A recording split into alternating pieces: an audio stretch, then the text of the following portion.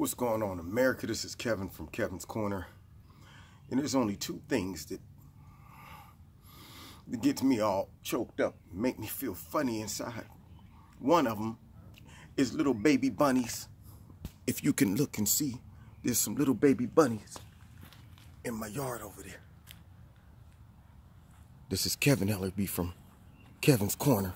I'm gonna try to get close enough to the baby bunnies for everybody. See them looking at me? See them looking? Let's see what the baby bunnies do. I'm choked up, y'all. I'm tearing. Did it go? Did it go? Did y'all see the baby bunnies? I'm sorry. Give me a second to pull it together. Okay, and I'm back. And the second thing that gets me choked up is a comeback story.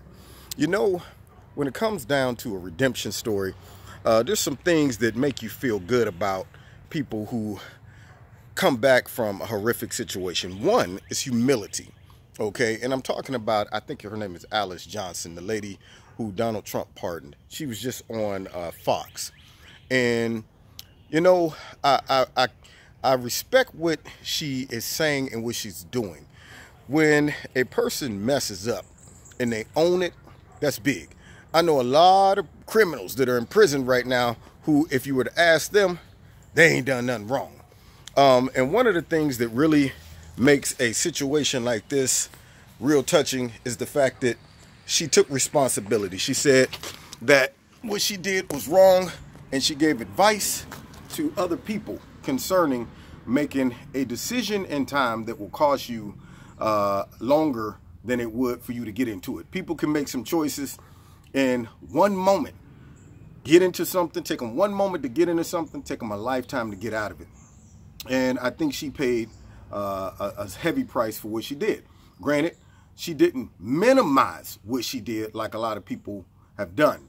And she said that the consequences totally outweighed the benefits. So that's one thing that makes me feel good about it. And two, she was humble about it. You know, I'm sure even in prison, a lot of people probably have been hearing about the divide that's going on in our society concerning President Trump and all of these rumors of racism and all of this stuff. And she could have easily taken this opportunity to get on TV and badmouth the president, or just really direct all of her accolades towards just Kim Kardashian and Jared Kushner. But she made sure she started with President Trump and worked her way down. And what I like about this is for two reasons. One, Kim Kardashian had the nerve to go to the president on behalf of something she believed in, and she petitioned on this lady's behalf. And yet the liberal media kind of clowned her, from what I'm hearing, about, oh, so the president's taking advice now from reality TV stars, huh? Well, you know, it's funny how they will minimize Kim Kardashian but elevate Stormy Daniels. You know, when anything's bad said about her, they're like, she's an upstanding, you know, all of that stuff.